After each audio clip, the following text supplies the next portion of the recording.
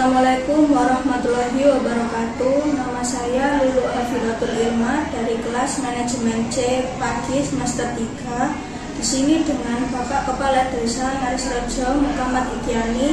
Pertama, saya ingin mewawancarai tentang IPNU dan IPPNU. Sebelum saya mewawancarai jenengan, saya ingin menanyakan biodata jenengan. Ya, terima kasih. Nama saya Muhammad Ikyani, tempat tanggal lahir Sidoarjo 20 Maret tahun 1971. Alamat Dusun Paterlor, RT 06 RW 01, Desa Ngarisrejo, Kecamatan Sukodono. Pekerjaan kepala desa, umur 51 tahun. Baik, setelah kita membahas biodata jenengan, kita akan membahas tentang IPNU dan IPPNU.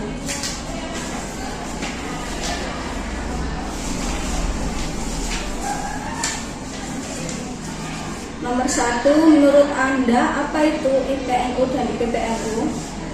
IPNU adalah Ikatan Pelajar Nahdlatul Ulama dan IPPNU adalah Ikatan Pelajar Putri Nahdlatul Ulama. Yang kedua, bagaimana peran penting IPNU dan IPPNU di era modern saat ini? IPNU dan IPPNU adalah organisasi yang fokus dalam upaya untuk membina pelajar, santri dan mahasiswa yang notabene adalah generasi muda NU.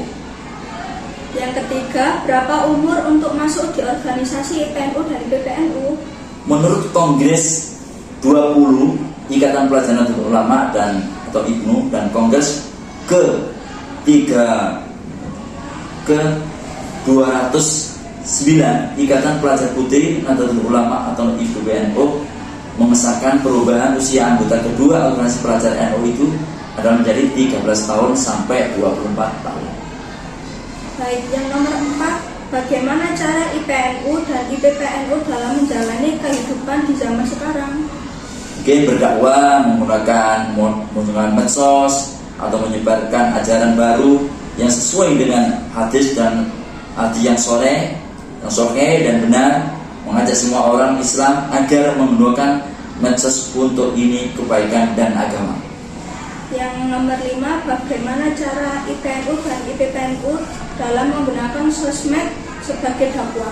Ya, ini dakwahnya adalah tugas setiap umat Islam di seluruh penjuru dunia. Misalnya zaman yang serba modern saat ini bukannya alasan untuk misalnya tidak menyampaikan walaupun satu ayat. Media sosial bukan sekedar hiburan, akan tetapi media sosial adalah alat untuk kita mengingatkan tali silaturahim dengan cara dakwah dan dari masa kini.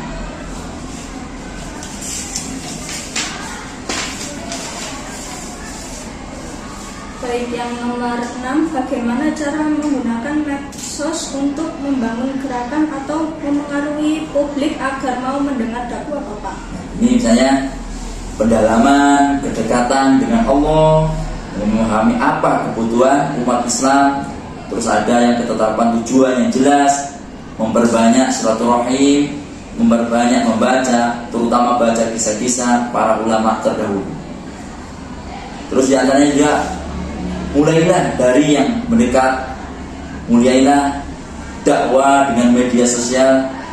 Seringkali membuat pesan kita terdengar oleh orang-orang yang jauh. Itu bagus, namun jangan lupa orang-orang yang terdekat di antara kita.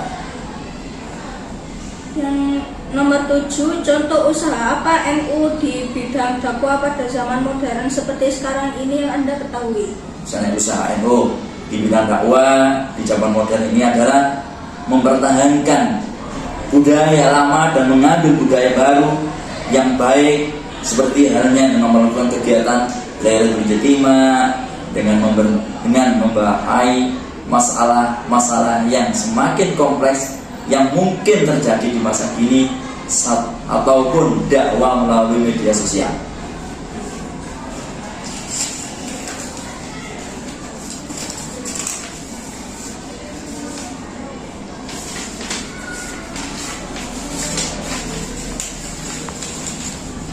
Baik, yang nomor 8, apa fungsi organisasi IPNU dan IPPNU sebagai badan otonomi NU?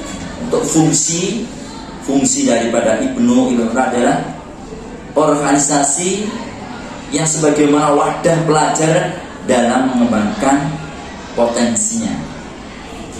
Baik, yang nomor 9, apa saja badan otonom di bawah naungan NU? Misalnya Ansor, Tayat, Muslimat, IPBNU, Pagar Nusa, Isnu, dan Pergunu. Ya mungkin banyak yang lain yang banyak. Baik. Yang nomor 10, apa saja 4 arti dari lambang IPNU dan IPPNU yang Anda ketahui? Di antaranya buku terbuka yaitu Pelajar Tanpa Henti, bintang 9 yaitu 1 bintang melambangkan Nabi Muhammad SAW, yang 4 bintang melambangkan itu 4 mazhab dan 4 khulafatul rasyidin. Terus di antara 2 kitab yaitu Al-Quran Hadis, dan selanjutnya 10 lambang ilmu dan bisrilah yaitu keterkaitan antara ilmu umum dan ilmu agama. Baik.